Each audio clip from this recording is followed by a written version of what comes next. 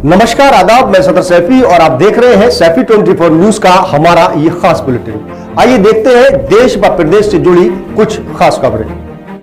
पसमानदा मुसलमान कोई ताजा शब्द नहीं है, लेकिन प्रधानमंत्री नरेंद्र मोदी द्वारा एक सम्मेलन में इसके इस्तेमाल के बाद पसमानदा के शाब्दिक, सामाजिक और इतिहास के संदर्भ में एक अर्थ को लेकर दिलचस्पी फिर से जाग गई है। प्रधानमंत्री नरेंद्र मोदी ने मंगलवार को समाप्त हुई भारतीय जनता पार्टी कार्यकारिणी की बैठक में कार्यकर्ताओं से आह्वान किया था कि वो वोट की चिंता के बिना संवेदनशीलता के साथ समाज के सभी वर्गों से रिश्ता जोड़ें।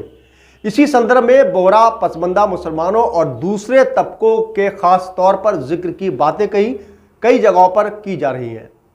साधारण शब्दों में वैसे मुसलमान जो कौम के दूसरे वर्गों की तुलना में तरक्की की दौड़ के पीछे छूट गए हैं, उन्हें पसमानदा कहते हैं। उनके पीछे रहने वाले वजहों से एक बड़ा कारण जाति व्यवस्था बताई जाती है। पसमानदा शब्द का प्रयोग पहली बार वर्ग को लेकर किया गया था, लेकिन बरसों बाद इसका इस्तेमाल मुसलमानों के भीतरी पिछड़ों, अंदर बैकवर्ड कास्ट, अनुसूचित जाति और जनजातियों को लेकर होने लगा है। पूर्व राज्यसभा सांसद और पत्रकार अली अनवर अंसारी ने बातचीत में बीबीसी से कहा था कि वो बाबरी मस्जिद ढहाए जाने के बाद मजहब के इर्द गिर्द घूमने वाली राजनीति को बेहद मायूस थे और चाहते थे कि मुसलमानों के भीतर वर्ग की पहचान पर मजहब पर आधारित सियासत को चैलेंज किया जाए।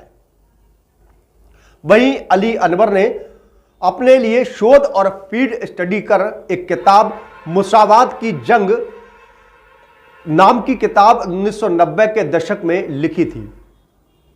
मुसलमानों के एक वर्ग हालांकि समुदाय में किसी तरह के जात पात, ऊंच नीच की बात से इनकार करता है।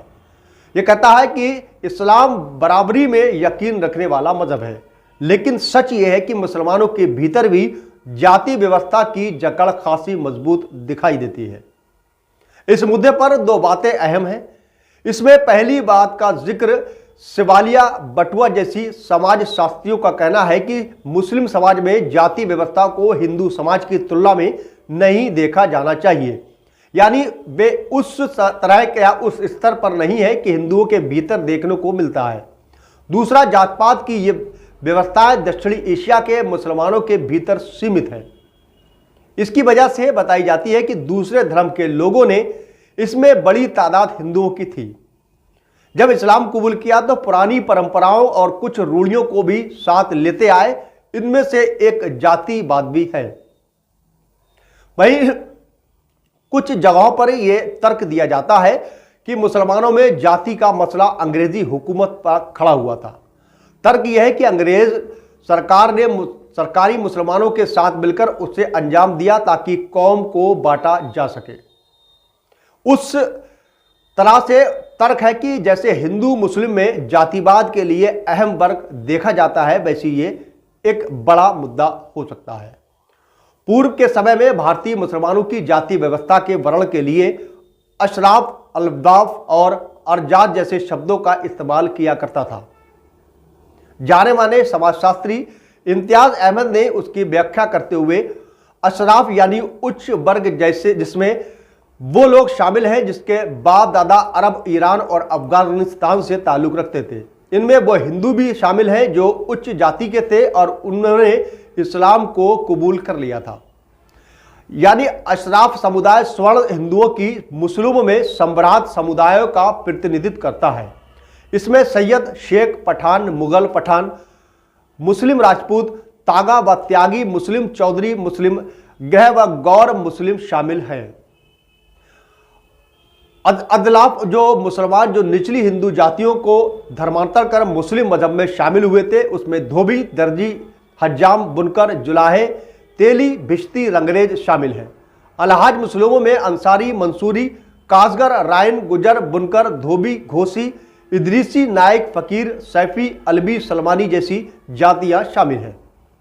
जातिगत मतगणना नहीं होने के बाद इन पर किसी तरह का कोई आंकड़ा तो नहीं है, लेकिन पसमानदा समुदाय की संख्या कुल मुस्लिम जनसंख्या में कितनी है, लेकिन 1931 की जनगणना के आधार पर, जिसमें अंतिम बार जनगणना में जाति को भी गिना गया था, पसमानदा समाज से जुड़े लोगों का दावा है कि यह संख्या 80 से 85% तक होनी चाहिए। अजीम प्रेमजी यूनिवर्सिटी में समाजशास्त्र के प्रोफेसर खालिद अनीस अंसारी कहते हैं कि बंटवारे के समय पलायन करने वालों में बड़ा तबका अशराफ मुस्लिमों का था। उस हिसाब से पिछड़ों की जनसंख्या अब और बढ़ी है। अंग्रेजी राज कायम होने से पहले ही मुस्लिम हुकूमतों के वक्त भी नौकरी के लेकर जमीन दिए जाने तक में कथित अशराफों को तरतीब दी जाती थी। वही मंडल कमीशन ने कम से कम 82 सामाजिक समूहों की पहचान की थी, जिसे उसने पिछड़े मुसलमानों की श्रेणी में रखा था। बता दें कि नेशनल सैंपल सर्वे ऑर्गेनाइजेशन के अनुसार मुस्लिमों में ओबीसी जनसंख्या 40.7% है, जो देश के कुछ पिछड़े समुदाय तादाद पर 15.7% है।